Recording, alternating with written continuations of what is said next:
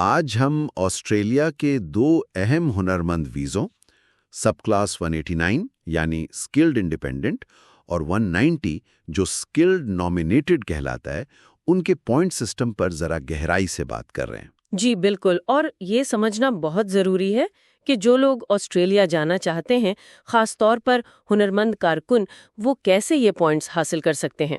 تو مطلب یہ سسٹم کیسے کام کرتا ہے؟ دیکھیں، کم از کم 65 پوائنٹس تو چاہیے ہی ہوتے ہیں تاکہ آپ اسکل سلیکٹ میں، جو ان کا آن لائن سسٹم ہے، اپنی دلچسپی کا اظہار یعنی EOI جمع کروا سکیں۔ اچھا، 65 پوائنٹس۔ جی، لیکن اصل کہانی یہ ہے کہ دعوت نامہ ملنے کے لیے اکثر اس سے کئی زیادہ پوائنٹس، آپ کہہ لیں 80، 90 یا اس سے بھی زیادہ کی ضرورت پڑتی ہے۔ مقابلہ کافی سخت ہوتا ہے۔ صحیح ہے، یعنی 65 صرف ایک بنیادی حد ہے۔ تو پھر یہ پوائنٹس ملتے کیسے ہیں؟ ای عمر سے شروع کرتے ہیں۔ ہاں، عمر ایک بڑا فیکٹر ہے۔ یوں سمجھیں کہ جو لوگ 25 سے 32 سال کے ہیں، اچھا، انہیں سب سے زیادہ پوائنٹس ملتے ہیں، پورے 30 پوائنٹس۔ جی، شاید اس لیے کہ وہ ورک فورس کا حصہ زیادہ دیر تک رہیں گے۔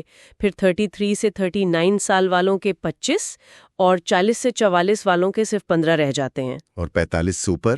45 یا اس سے زیادہ عمر پر عمر کے کوئی پوائنٹس نہیں ملتے، 0۔ اچھا، تو عمر کے بعد پھر انگریزی زبان کی مہارت وہ کتنی اہم ہے؟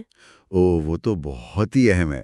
دیکھیں، کمپیٹنٹ انگریزی مطلب ہر سیکشن میں 6 بینڈز آئلٹس میں، وہ تو بس بنیادی شرط ہے، اس پر پوائنٹس نہیں ہیں۔ کوئی پوائنٹس نہیں؟ جی نہیں، لیکن اگر آپ پروفیشنٹ ہیں یعنی ہر سیکشن میں 7 بینڈز تو 10 پوائنٹس ملتے ہیں۔ ٹھیک ہے۔ اور اگر آپ سپیریئر سطح پر ہیں مطلب ہر بینڈ میں 8 تو پورے 20 پوائنٹس ہیں۔ پورے 20؟ یہ تو کافی فرق ڈالتا ہے۔ بالکل، اور یہ ٹیسٹ پچھلے 3 سال میں دیا ہونا چاہیے۔ صحیح۔ اچھا، اور کام کے تجربے کا کیا حساب ہے، خاص طور پر جو آسٹریلیا سے باہر کیا ہو؟ جی، بیرون ملک تجربے کی بھی پوائنٹس ہیں، لیکن آسٹریلوی تجربے سے کم۔ اگر آپ کے نامزد پیشے میں یا اس سے بہت ملتے جلتے فیلڈ میں 3 سے 4 سال کا تجربہ ہے باہر کا، تو 5 پوائنٹس۔ صرف 5؟ ہاں، 5 سے 7 سال پر 10 پوائنٹس اور 8 سے 10 سال کے تجربے پر 15 پوائنٹس ملتے ہیں۔ اچھا، آسٹریلیا کے اندر تجربے کے پوائنٹس زیادہ ہوتے ہیں، لیکن کل ملا کر دونوں طرح کے تجربے سے زیادہ 20 پوائنٹس ہی مل سکتے ہیں۔ مطلب تجربے کی حد 20 پوائنٹس ہے، اور یہ ضروری ہے کہ تجربہ نامزد پیشے میں ہو؟ جی بالکل، وہ پیشہ جو آپ نے منتخب کیا ہے اور جو ان کی اسکلڈ آکوپیشن لسٹ پر موجود ہے۔ یہ لسٹیں کیا ہیں؟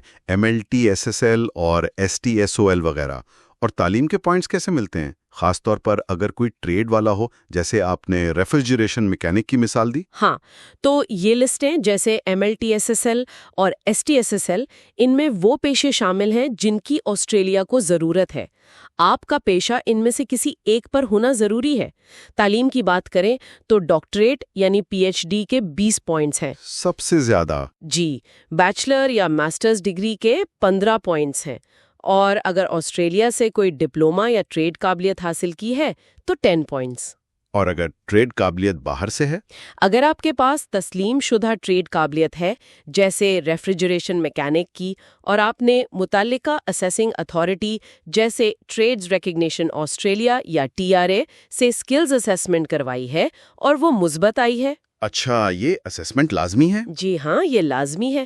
تو اس مثبت اسیسمنٹ پر آپ کو 10 پوائنٹس مل سکتے ہیں۔ ٹھیک ہے، اب آتے ہیں سب کلاس 190 پر۔ اس میں وہ ریاستی نامزدگی والے اضافی 5 پوائنٹس تھے، وہ کیا چیز ہے؟ بالکل، 190 ویزا کے لیے آپ کو کسی آسٹریلوی ریاست یا علاقے کی نامزدگی یعنی نامینیشن کی ضرورت ہوتی ہے۔ اگر وہ آپ کو نامینیٹ کرتے ہیں تو آپ کو 5 اضافی پوائنٹس مل جاتے ہیں۔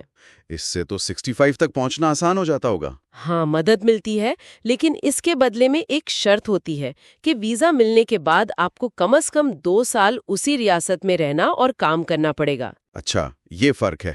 تو 189 میں ایسی کوئی شرط نہیں؟ پوائنٹس زیادہ چاہیے ہوتے ہیں کیونکہ مقابلہ سخت ہے۔ سمجھ گیا۔ اچھا، پارٹنر کی بھی کچھ پوائنٹس ہوتے ہیں؟ جی ہاں، پارٹنر کی صورتحال بھی اہم ہے۔ اگر آپ سنگل ہیں تو سیدھے 10 پوائنٹس۔ اچھا، جی، اور اگر آپ کا پارٹنر آسٹریلوی شہری یا مستقل رہائشی ہے تب بھی 10 پوائنٹس۔ ٹھیک ہے۔